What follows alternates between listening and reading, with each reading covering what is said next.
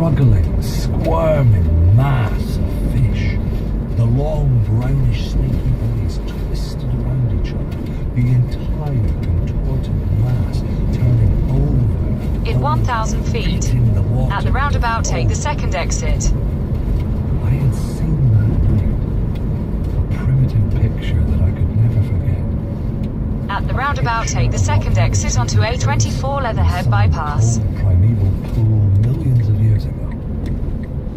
There was life in the raw obeying the great urge to reproduce. The one implacable law of creation. The Burbot even inspired the Polish writer Guillaume Apollinaire to poetry. No resting here, poor young snot-nose. Time to get up. It's midnight and liberty. Anton Chekhov In half a mile, at the roundabout, take the first exit onto A24 South Dorking Road. Very keen angler, and one of his early stories is all about the humble Burbot, or eel-pout as Chekhov called it, outwitting not only Russian peasants but aristocracy as well. One fish, many people. Surely the Burbot doesn't stand a chance. A summer morning. The air is still. There is no sound but the churning In 1,000 of the feet, river. at the roundabout, take the first exit. A turtle dove. Feathery clouds stand motionless in the sky, looking like snow scattered about. Garass. At the roundabout, take the first exit onto A24 South Dorking Road. Head and a face overgrown with hair is floundering about in the water under the green willow branches near an unfinished bathing shed. He puffs and pants, and blinking furiously, is trying to get hold of something under the roots of the willows.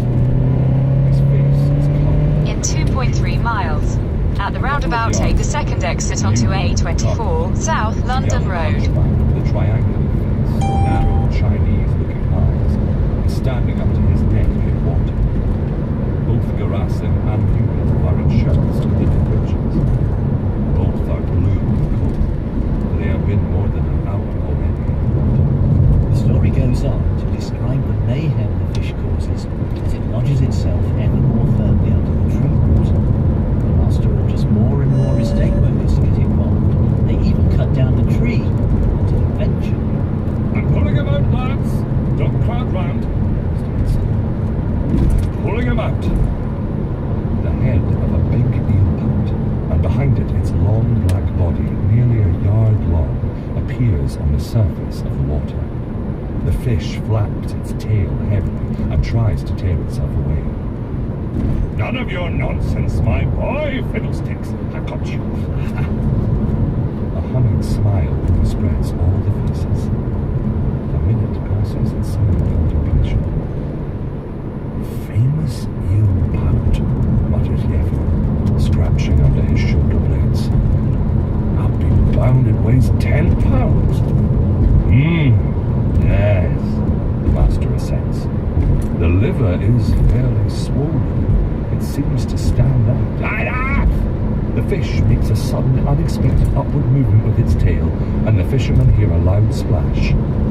They all put out their hands, but it is too late. They have seen the last of the eel-pout. The Revenge of the Burbot, as written into literary history by Anton Chekhov, and indeed written into lyrics by the Finnish death metal band Kalmar, who wrote a song called The Revenge of the Burbot.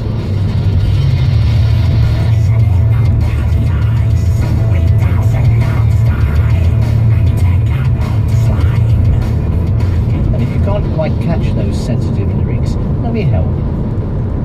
There is a net under the ice with 1,000 In half a knots mile. tied and At the unchecked roundabout, amount take the of second slime exit. hanging down. Burbot's Revenge. Burbot's Revenge. Burbot's Revenge. Swamp rock at its finest. But that was the one that got away. They're not all that lucky.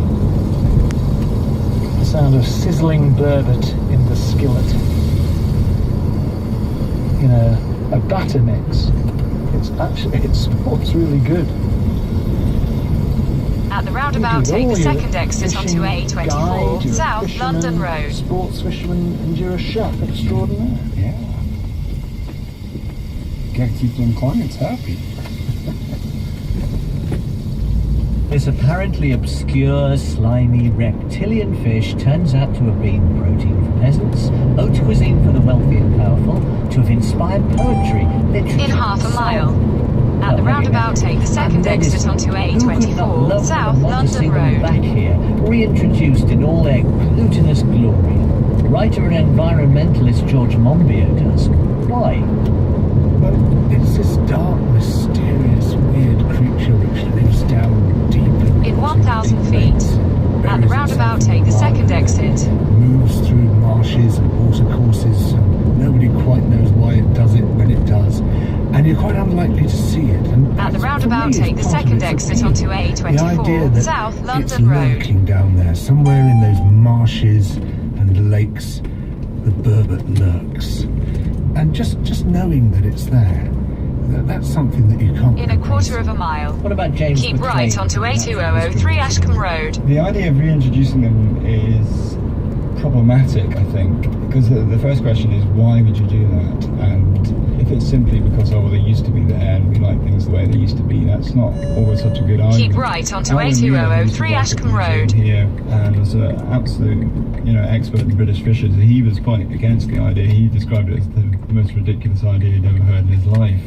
He said that they would have to stock about 10,000 birds In half a mile. over several years. At the roundabout, take the first exit onto And also he A2003 points out that Chalkpit it's really very Lane. popular with anglers because the burbot are eating fish, and in some of these rivers where the environment's improved, salmon and trout have also maybe come back.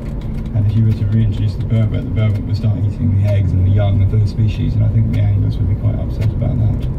Well, I don't think we should subordinate our world of wonders, diminished and threatened as it is almost everywhere, to the demands of hobbies. And I think that people should be able to live alongside creatures like the burbot. In they're not 1,000 going to feet. destroy all At the the roundabout, fish take the with first fisherman value. exit. In fact, they might well become a fisherman value. There are other angles, though, on this argument for not reintroducing burbot. Paul Kemp and Steve Simpson.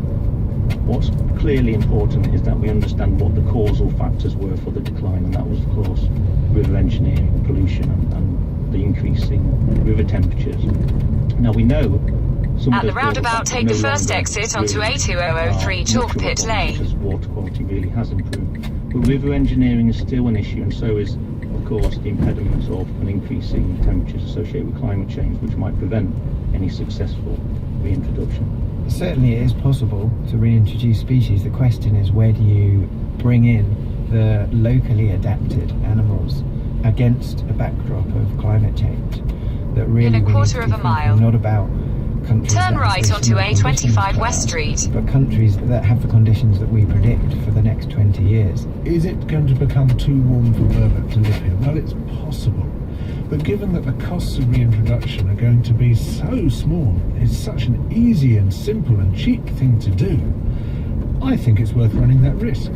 Who knows whether or not the burbot will ever return? But if you'd like to meet this characterful fish, and who wouldn't, you can do just that on the Radio 4 website. Now, it's the moment of truth. All right then, here Turn we go. right onto Fresh and A25 battered West burbot Street. from the Flaming Gorge Reservoir.